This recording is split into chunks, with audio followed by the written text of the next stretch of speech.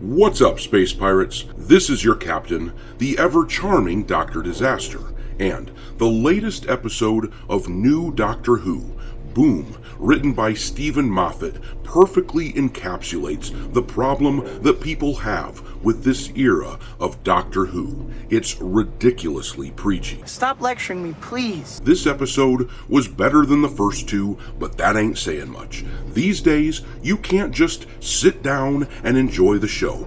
Everything seems politicized. Well, Russell T Davies, the showrunner for the new Doctor Who, clearly enjoys when people are pissed at Doctor Who. Despite the plummeting viewership numbers, he thinks that polarizing the fan base is actually a healthy place to be, which actually explains a lot. That is why Ncuti Gatwa told viewers to touch grass instead of watching the show. It's why Davies himself and Jinx Monsoon have told us that they don't need us. Ultimately, it's why this character doesn't even seem like Doctor Who. Instead, it's more like Doctor. What the hell is even that?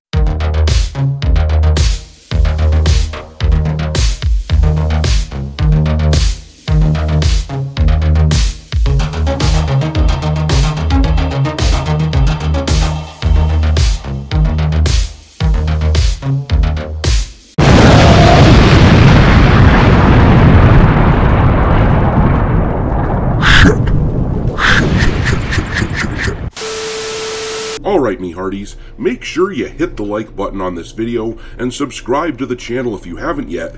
I am very pleased to point out that the channel has just hit a pretty cool subscriber milestone, so it's time that we ask the question. How many assholes we got on this ship anyhow?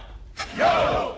As of yesterday, we are at 30,000 space pirates in our crew, and as most of you know by now, with every 1,000 subscribers, I add another ship to our fleet in order to house the newcomers, and this ship here is the Normandy from Mass Effect, because the first few games in that series were pretty stellar. But in any event, I just want to thank everyone for helping me get here. Your support means a lot.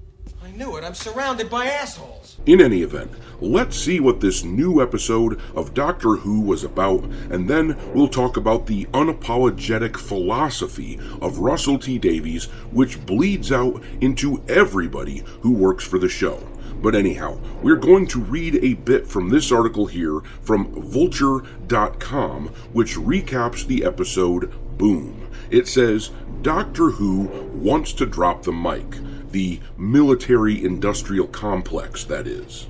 So funny I forgot to laugh! This week, former showrunner Steven Moffat has returned to write an episode. He told the BBC that he started working on the script about 2.5 years ago, but this story about the arms industry being the real winner of a conflict still feels incredibly timely. The writer then goes into modern political stuff going on right now, but unlike these wokesters who just never know when to shut up, I'm not going to bore you with that. Instead, we will skip down to where it says, Boom delivers a scathing, not-so-subtle critique of people who don't try to stop violence from those who offer only thoughts and prayers to those who actively fund and profit off of bloodshed. Well, not-so-subtle critiques are precisely what we are accustomed to with present-day Who.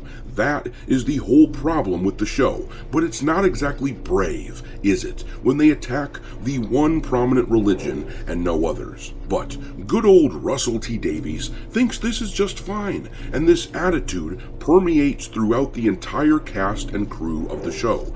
They think they don't need an audience, which is actually convenient, because as we've talked about, they're very down in viewership numbers. They've gone from a little over 5 million people tuning in to see David Tennant's return in the 60th anniversary special, down to about 2.5 million tuning in for these new season episodes. But let's skip on over to this article from The Verge to get a glimpse of how Davies views the show's relationship with its audience. The article says, Doctor Who, a show about a time-traveling alien traipsing through the cosmos in a ship that looks like a British police box, has always been whimsical, but in its newest season, the long-running sci-fi classic leads with a supernatural otherworldliness that makes it feel much more like a magical fantasy.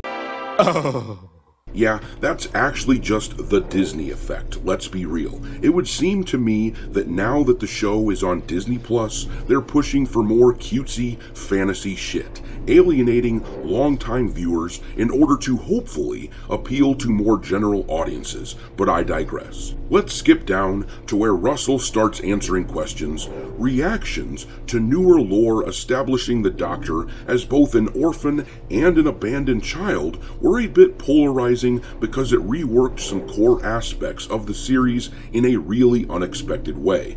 What about stepping into this new era of Doctor Who and taking really big swings felt risky to you? And Russell responded, it never feels risky to me, to be honest. I'm the man who created Queer as Folk in 1999. I live off risk. I love it. I think we can be unfair to fans sometimes when we say the viewers are polarized because there's nothing fans love more than a good debate. Just go and talk to a bunch of football fans. There are no football fans saying, our team is perfect, we're really happy, and we've got nothing to say.